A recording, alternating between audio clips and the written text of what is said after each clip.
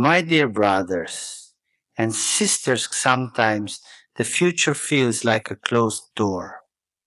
You stand before it, holding your breath. You knock, but there's silence, and your heart whispers, what if what's next is too heavy, too uncertain, too hard? Let us pause here and breathe. You are not alone. The one who formed you in love walks before you. He holds tomorrow. And more than that, he holds you. Let us walk together in hope. Let us listen not just with our ears, but with our hearts. Because even in the noise of this world, there is a quiet voice saying, do not be afraid. Do not fear what's next. My dear friends, there is a quiet truth we so often forget. God goes before us, not far away, not indifferent, not high above watching like a distant judge, but close, tender, attentive. Like a father rising early to prepare breakfast for his children.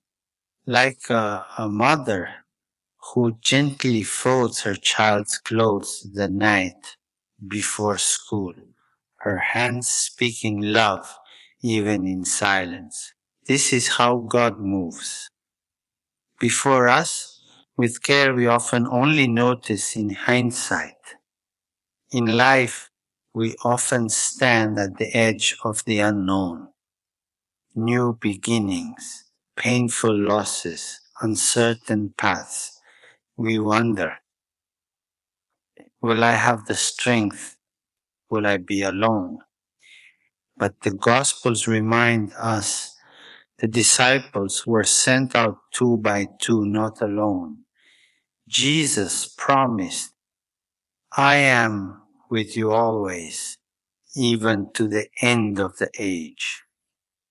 Not just in words, but in presence, in bread shared, in wounds touched, in tears wiped away. There are many who live with constant uncertainty. The migrant who doesn't know where they'll sleep tonight, the single mother unsure how to pay for tomorrow's food, the elderly man no longer visited, who fears the quiet of his own room. And yet in their faces, in their strength to wake up and keep going, there is faith. There is courage born of trust. They do not walk alone, and neither do you. God does not promise a life without storms, but He promises we will never face them without His hand upon the boat. He goes before us, preparing what we cannot yet see, not to shield us from life's trials, but to walk through them with us, transforming fear into peace. So let us ask ourselves, do I live as one who is led? Do I allow myself to be guided by love rather than driven by fear? Take a moment. Be still. Let His presence come near like morning light, warming the cold places of your heart. And when you rise to meet the day, whether it is filled with joy or hardship, remember, Thesi, you are not stepping into the unknown alone. Someone has gone ahead, clearing the path with mercy, marking each stone with hope. Do not be afraid. Let yourself be led and follow the one who walks before you in love. My dear brothers and sisters, the future is not some distant dream floating in the clouds. It begins now, here, in the present, woven into the ordinary moments of our lives. A young farmer once told me how he stood before a dry and cracked field, wondering if anything could grow there. The sun was harsh, the rains delayed, but still, each morning, he went out and watered the soil, not because he could see the harvest, but because he believed it would come. That is faith. That is the seed of the future, planted in hope, nourished with daily love. Too often we wait.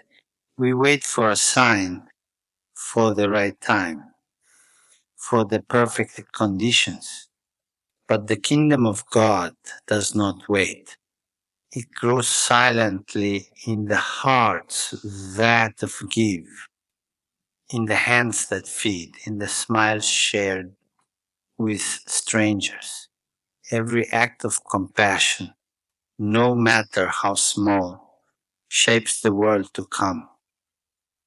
The sick woman who still makes soup for her neighbor, the child who gives his only cookie to a classmate without lunch, the poor man who lights a candle not for himself, but for peace in the world. These are builders of the future, not powerful in the eyes of the world, but powerful in love. Jesus never asked us to wait for perfection. He said, "Come, follow me."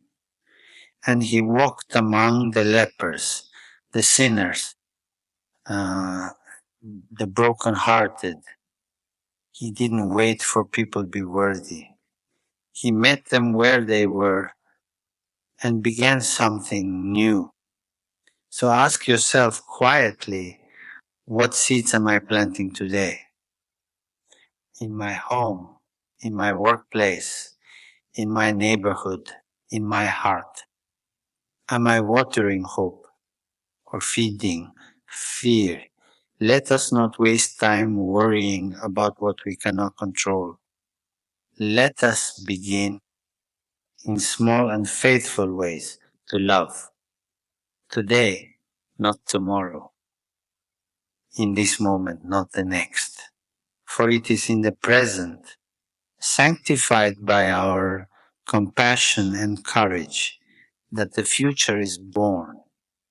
And let us believe truly, that what we plant in mercy, God will bring to life, even in dry soil, even in hidden places, even when we cannot yet see the harvest. My dear friends, there are moments in life when fear creeps in quietly, like a shadow at the end of the day. It does not shout, it whispers. It reminds us of the mistakes made, the roads we didn't take, the wounds we still carry. And slowly we begin to believe the lie that we are too broken for what lies ahead. But listen carefully. Mercy is stronger than fear. Mercy does not count your sins. It lifts you from them. Mercy does not ask where you have failed. It asks only if you are willing to begin again. How many people live with heavy hearts because they believe their past disqualifies them from joy? I think of the prisoner who writes a letter to the family he wronged,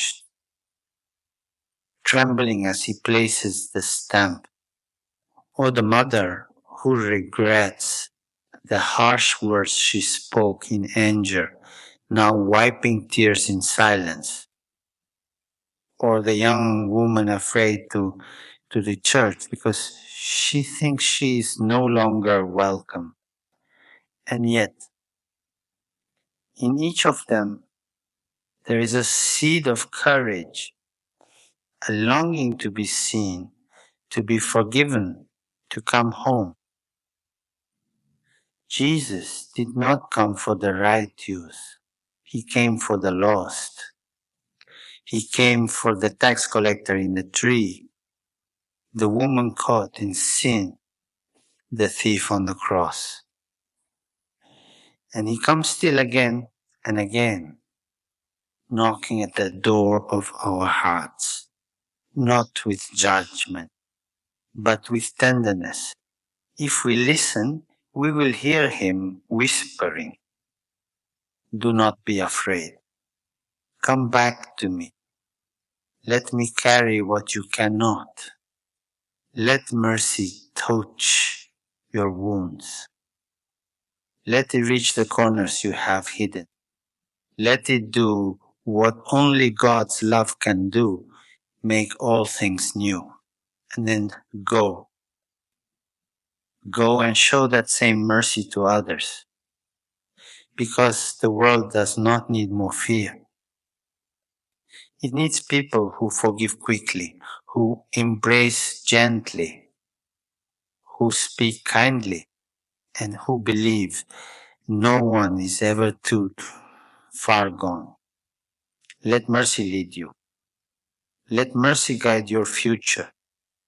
Let mercy be the name by which you walk. My dear brothers and sisters, we do not walk alone. We were never meant to. From the beginning, we were created for one another, for community, for relationship, for communion. And yet how easy it is to forget this in a world that teaches us to put ourselves first, to chase success, to fear others instead of embracing them.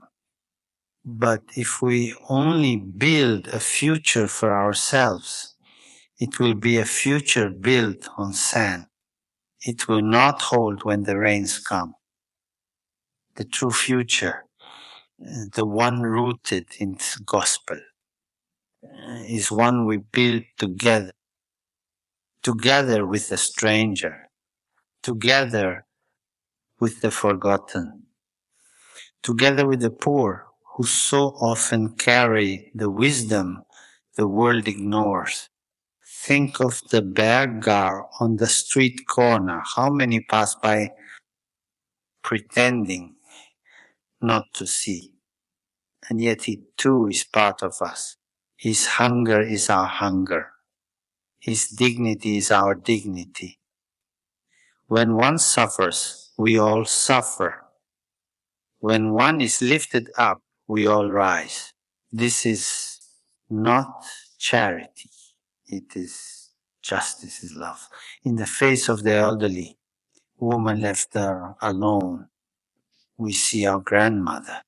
In the migrant child seeking shelter, we see Jesus himself, who had no place to lay his head.